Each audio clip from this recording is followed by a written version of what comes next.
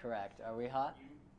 Okay, all the mics are hot now. Okay. Cool. Are we completely set then? All right, welcome back. We hope that we've resolved the PC streaming issues, possibly in record time.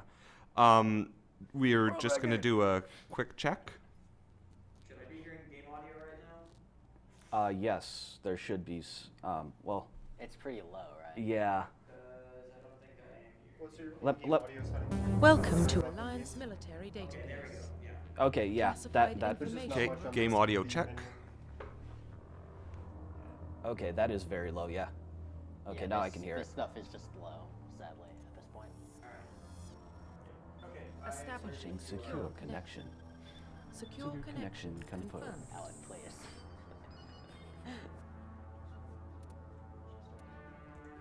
All right. So are you completely ready then? You ready for a countdown? Yep. 3, 2, 1, go. Now, a couple things about this. Normally, the timer would start later, but, well, this is just simpler Well, for what about marathon Shepard? purposes. Earthborn, Uh, but no uh, record this of her intro family. cutscene before you get control is, I believe, 2 minutes 39 seconds. And normally timing starts when you do gain control. Another thing is I'm playing New Game Plus, so I'm level 60. I have all my leveled up stuff set. I have my squad set to level up automatically, and I have really good equipment for everyone I'm going to be using. And Shepard's the best we've got. Beyond that, make the I'm call. using what is technically a slightly suboptimal build, but not by much. It's just a little bit safer for marathon purposes. I'm playing an Adept, and its main thing is that you use Throw. It's its main offensive power. It doesn't have adrenaline burst like a Vanguard does, so it's not the best biotic you could use, but it also has Singularity, which is a good panic button in a couple fights that can help me prevent losing time.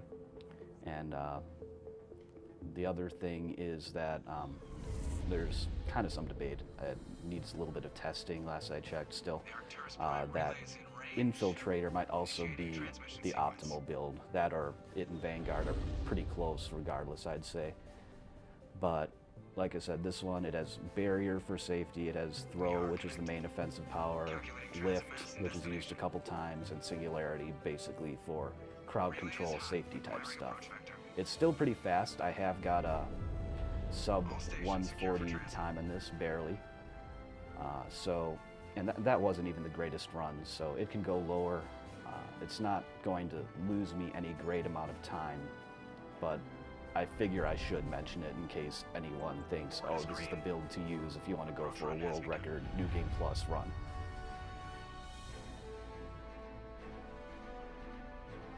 So, Alec, does this game have cutscenes? No, I'm doing all this right now.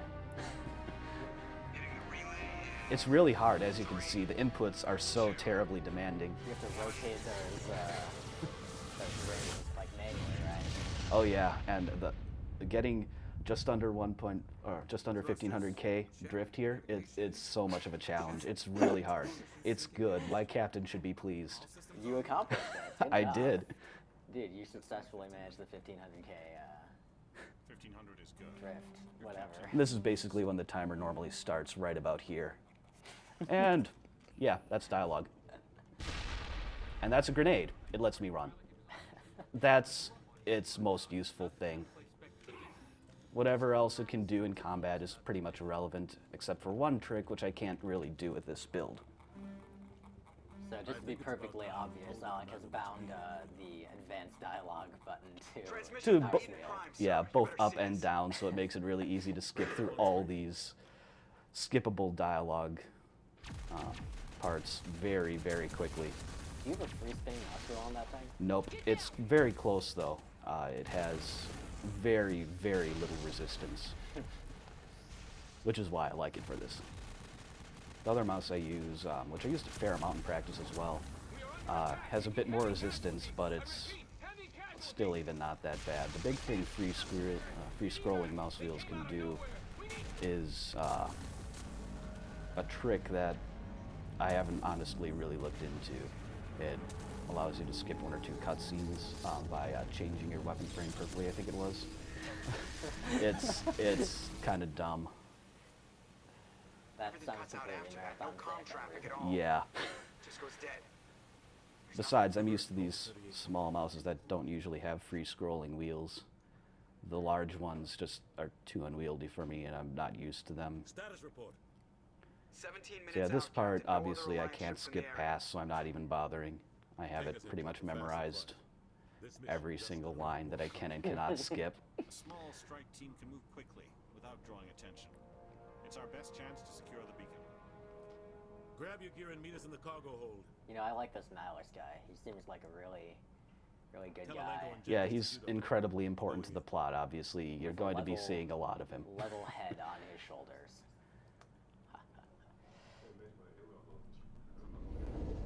Engaging stealth systems.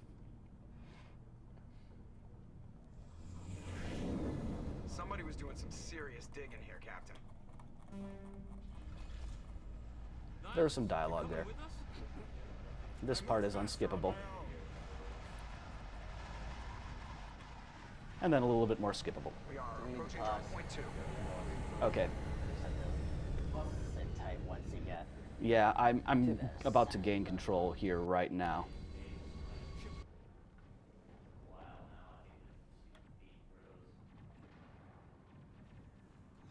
All right, it appears we have a video freeze happening again. It appeared we had resolved this issue a few days back, and Villagen's run went off without a hitch using the same video input that we're using now. But this is, after all, the first true use of the gaming PC at this marathon. So not only did we get the pre-setup crashes, but now we have the post-setup crashes. With any luck, there won't be any post-setup crashes, or sorry, post-setup crashes. All right, sorry for this. That was phrased correctly, just not succinctly.